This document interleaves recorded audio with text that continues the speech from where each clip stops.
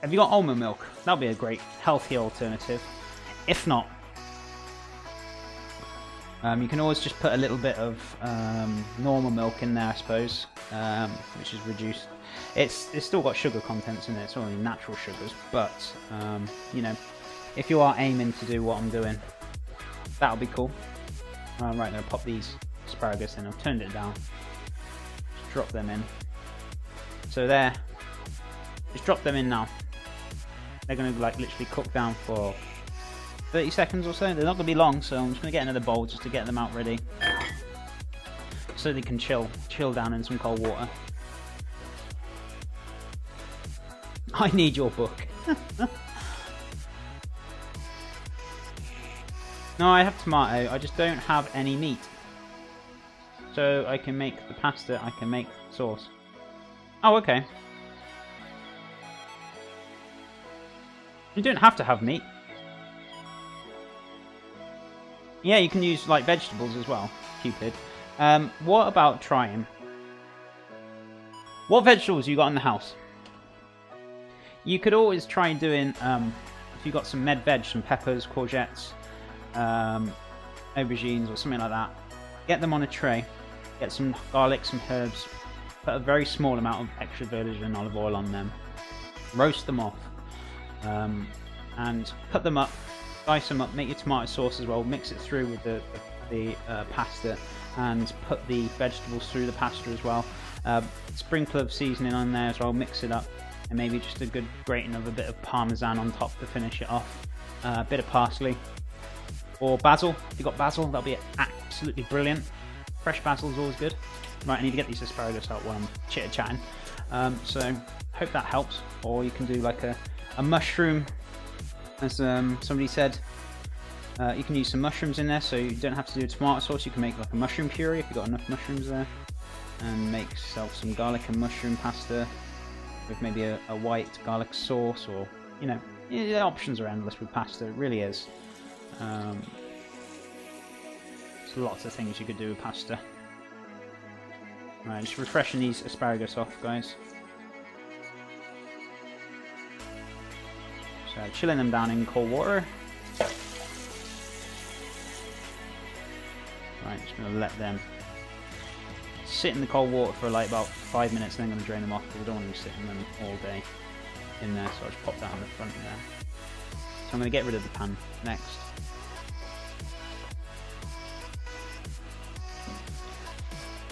So, there we go. Okay, got it, thanks. Chickpeas, mushrooms, green lentils. Just be careful with the amount of lentils.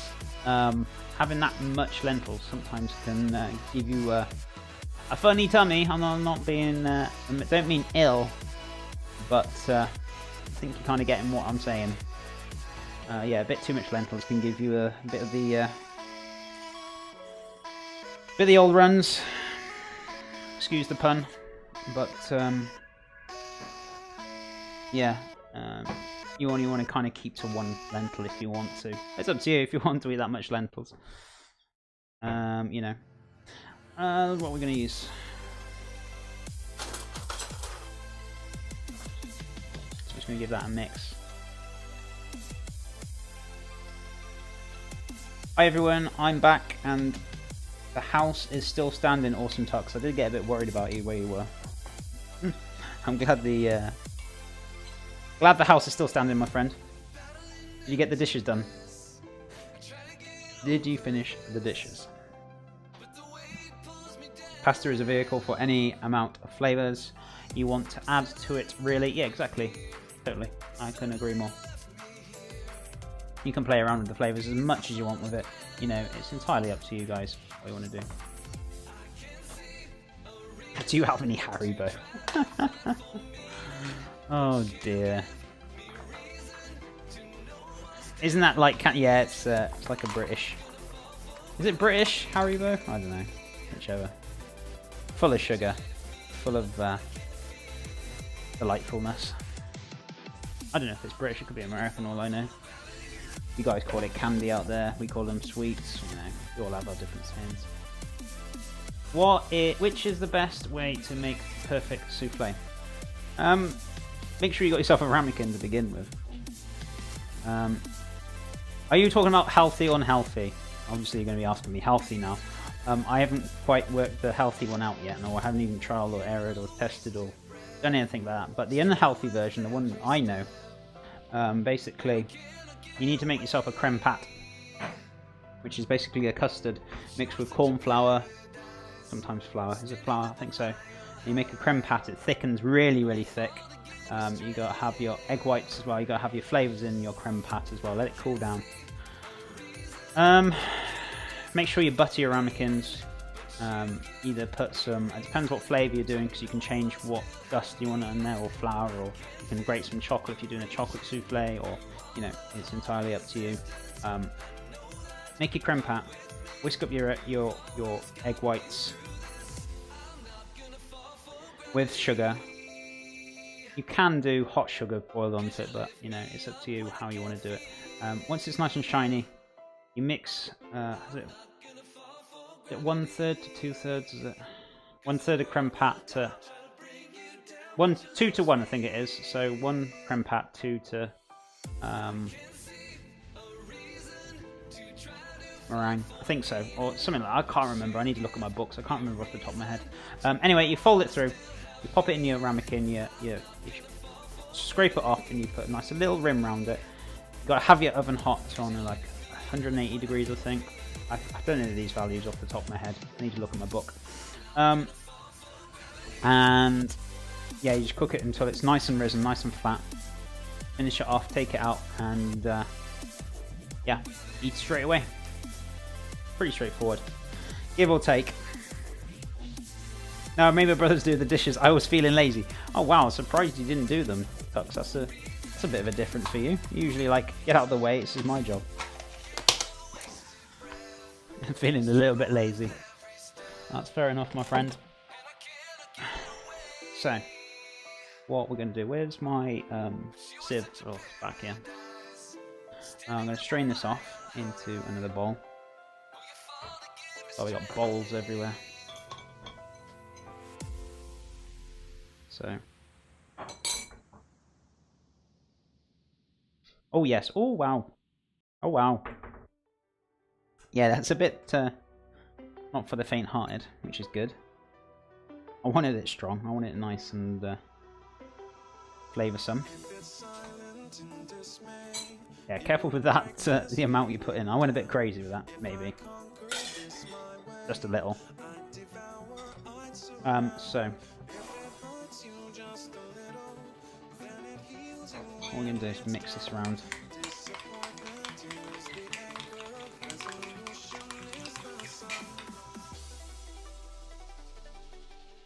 This is going to have a nice kick to it, which is good.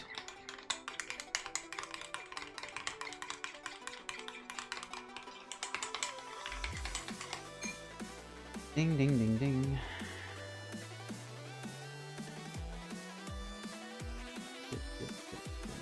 Let's have a look. I Eat Blues, thank you so much for the follow. How are you doing today, my friend? There we go. It just went through. Hope you're doing good. Thank you so much for the follow. How are you doing today? Hope you're doing well. Guys, welcome I Eat Glue to the channel. I hope you don't eat glue, buddy. That's not very good for you. How are you doing today, my friend? Hope you're doing good.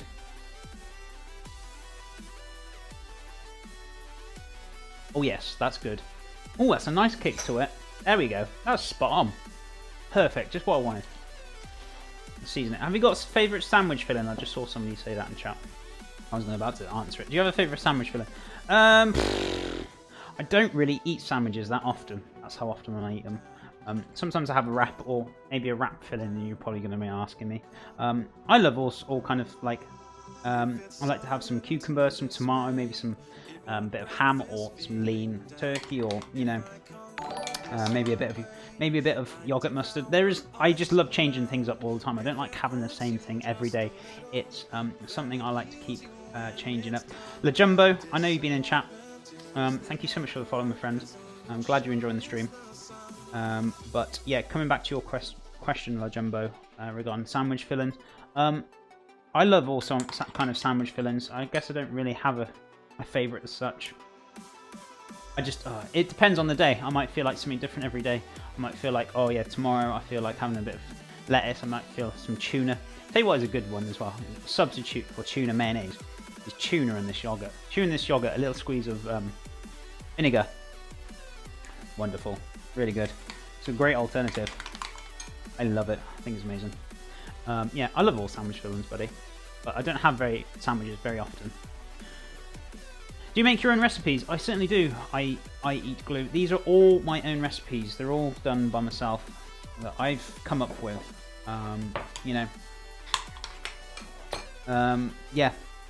As far as I know, nobody has done some of these recipes. Maybe somebody across the world somewhere maybe has done it or something. But these are all done off the top of my head recipes. I go for a walk every morning and I just seem to get ideas and I just put ideas together. So yeah, they are all my own recipes, my friend. John's book will reveal the secret of any dish is water, ordinary water with a pinch of... Oh, Chris, seriously. I thought I had already...